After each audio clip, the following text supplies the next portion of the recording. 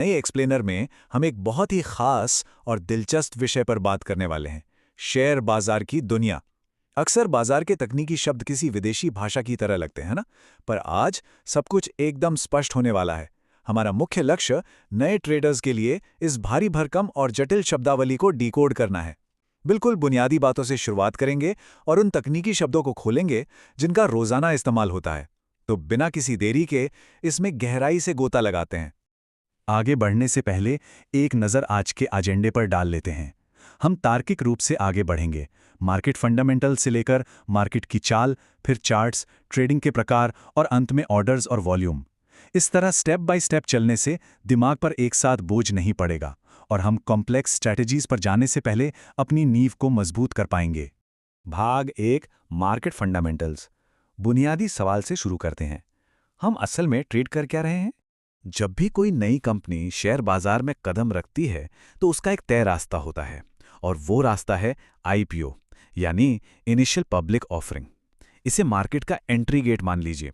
आज बाजार में जो भी कंपनी ट्रेड कर रही है, चाहे वो कितनी भी बड़ी क्यों ना हो, वो कभी ना कभी इसी एंट्री गेट से गुजरी है। तभी जाकर उसके शेयर्स आम जनता के लिए उपलब्ध हो पाए हैं। और ये बहुत ही शानदार तरीके से दर्शाता है कि हम बाजार में क्वालिटी को कैसे पहचानते हैं। ब्लू चिप असल में एक शॉर्टकट शब्द है। जब भी कोई इस शब्द का इस्तेमाल करे तो समझ लीजिए कि वो बाजार की सबसे भरोसेमंद, स्थापित और बेहतरीन प्रदर्शन करने वाली कंपनियों की बात कर रहा है। ये वो कंपनियां हैं जिन्होंने लंबे समय तक खुद को साबित किया है। अब सोचिए, एक अकेला स्टॉक एक इंसान के व्यवहार की तरह है, लेकिन अगर हमें पूरे परिवार का मूड देखना हो तो क्या करेंगे? इसके लिए हम इंडेक्स को देखते हैं, जैसे निफ्टी 50। ये कई शेयरों का एक मिला-जुला समूह होता है।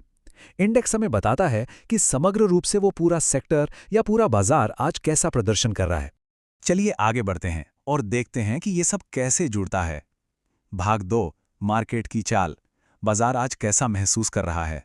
बाजार के मूड को समझने के लिए इन क्लासिक जानवरों के रूपकों से बेहतर कुछ नहीं।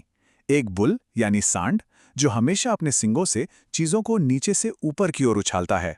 इसलिए जब कीमतें ऊपर भाग रही होती हैं तो हम उसे बुल मार्केट कहते हैं। इसके बिल्कुल उलट एक बियर यानी भालू हमेशा अपने पंजों से चीजों को ऊपर से नीचे की ओर मारता है, जो दर्शाता है कि बाजार तेजी से नीचे गिर रहा है। मार्केट ट्रेंड्स की बात करें तो बाजार मुख्य रूप से 3 ही दिशाओं में चलता है: अप ट्रेंड, डाउन ट्रेंड या फिर साइडवेज। किसी भी ट्रेड में प्रवेश करने से पहले यह पहचानना सबसे क्रिटिकल पहला कदम है कि बाजार अभी किस रास्ते पर चल रहा है। लेकिन सावधान, कभी-कभी बाजार का बर्ताव बहुत ही आक्रामक हो जाता है। वॉलेटिलिटी का मतलब है प्राइस का अचानक, बहुत तेजी से और अप्रत्याशित रूप से ऊपर नीचे होना। ऐसे अत्यधिक वॉलेटाइल माहौल में बहुत ज्यादा सावधानी की आवश्यकता होती है, क्योंकि पलक झपकते ही कीमतें हमारी पोजीशन के बिल्कुल विपरीत दिशा में तेजी से भाग सकती हैं। इन तकनीकी बातों के बीच थोड़ा रुककर इस सबसे गहरी फिलॉसफी पर ध्यान देना जरूरी है। एक साधु की तरह ट्रेड करें। बिना सोचे समझे जल्दीबाजी में बाजार में कूदना कभी सही नहीं होता। पूरी शांति, शून्य लालच और पूर्ण धैर्य, यही वो चीजें हैं जो लंबी रेस में काम आती हैं। भाग 3, चार्ट्स और प्राइस एक्शन।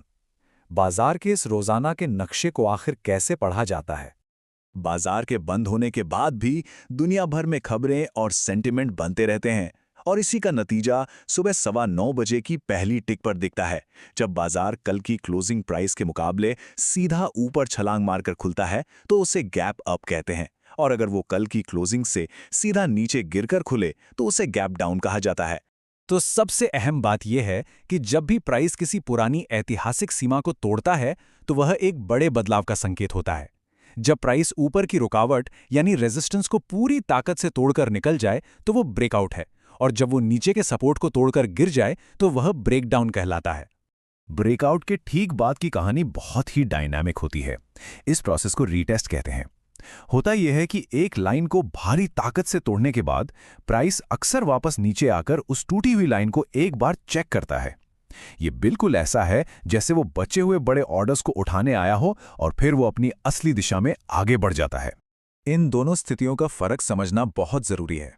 एक स्वस्थ ऊपर जाता हुआ ट्रेंड अगर बीच में थोड़ी सी सांस लेने के लिए हल्का गोता लगाए तो उसे रिट्रेसमेंट कहते हैं। ये बिल्कुल नॉर्मल है।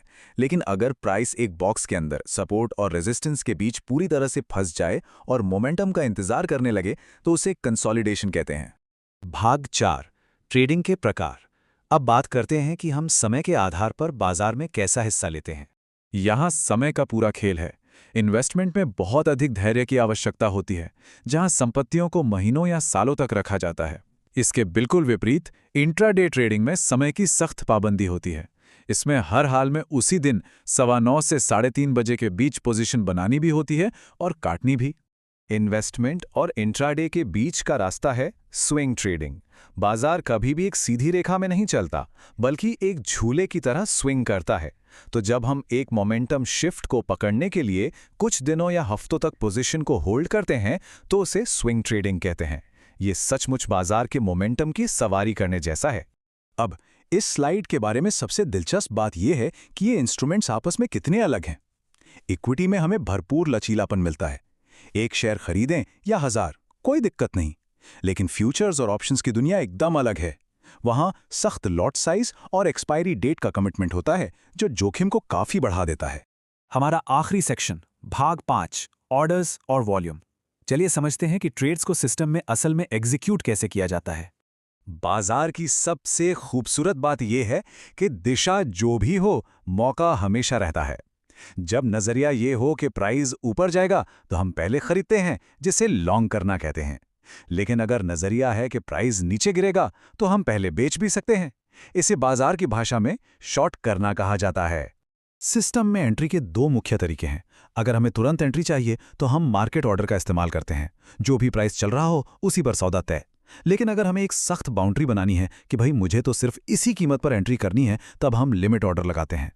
प्राइस कुछ भी कहे, लेकिन असली सच्चाई वॉल्यूम बताता है। वॉल्यूम वह पैमाना है जो हमें बताता है कि किसी चाल के पीछे इंसानी गतिविधि का कितना वजन है। भारी वॉल्यूम का मतलब है कि उस प्राइस मूव में दम है, क्योंकि बहुत बड़ी संख्या में खरीदार और विक्रेता वहां लेन देन कर रहे हैं। तो इस पूरी चर्चा के बाद एक बेहद गहरा सवाल सामने आता है। क्या हम सिर्फ रातों रात जल्दी से पैसा बनाने के जाल में फंसने आए हैं, या फिर इन बुनियादी बातों को सीखकर एक सफल और अनुशासित ट्रेडर बनने की राह पर चल रहे हैं? यकीन मानिए, यही माइंडसेट आपकी आगे की पूरी यात्रा तय करेगा। आज के इस एक्सप्लेनर में हमारे साथ जुड़ने के लिए बहुत बहुत धन्यवाद।